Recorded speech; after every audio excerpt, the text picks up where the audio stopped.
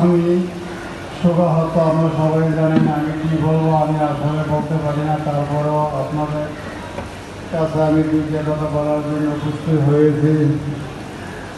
আমার ছেলে জুবায়েত হোসেন 19/10/25 সালে নৃশংসভাবে হত্যা হয়েছে।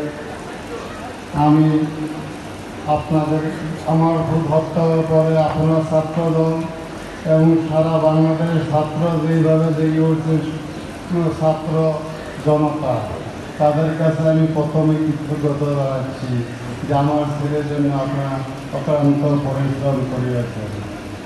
আমি আমার ছেলেকে জগন্নাথ বিশ্ববিদ্যালয়ে পাঠিয়েছিলাম, একটা ডিগ্রি নিয়ে সে আমার বাড়িতে পড়বে। শেষ মৃত্যুর ডিগ্রি নিয়ে আমার বাড়িতে পড়ে গেছে।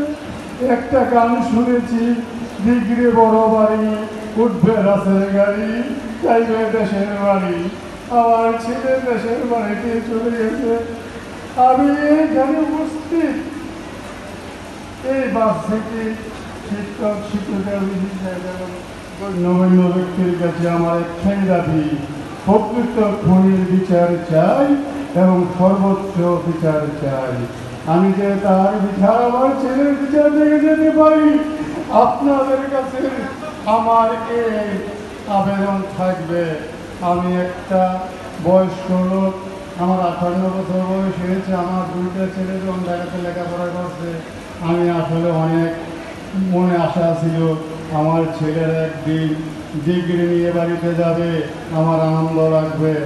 আমি টাকা পয়সার জন্য কিছু, এবং আমি দ্রুত বিচার চাই আমার ছেলের জন্য, অতি দ্রুত বিচার। এবং আপনারা যারা এখানে আছেন সকলের সহযোগিতা চাই, সহযোগিতা করবেন। সকলের প্রতি কৃতজ্ঞ যাপন করছি। যেইভাবে বাংলাদেশের মানুষ এখান থেকে পড়াতে আমার বাড়িতে, নোয়াখালী, সিলেট, অনেক জায়গা থেকে লোক আসে আমার সান্ত্বনা দেওয়ার জন্য। আমি সবার কাছে একটাই দাবি যে আপনাদের মাধ্যমে এবং বাংলাদেশের যারা আন্দোলন করছে আমার ছেলের জন্য, তাদেরকে আবার কৃতজ্ঞতা স্বীকার করি। আমি আমার বক্তব্য এখানে শেষ করলাম। আল্লাহ হাফেজ। বাংলাদেশ জাতীয়বাদী দল বিএনপি জিন্দাবাদ।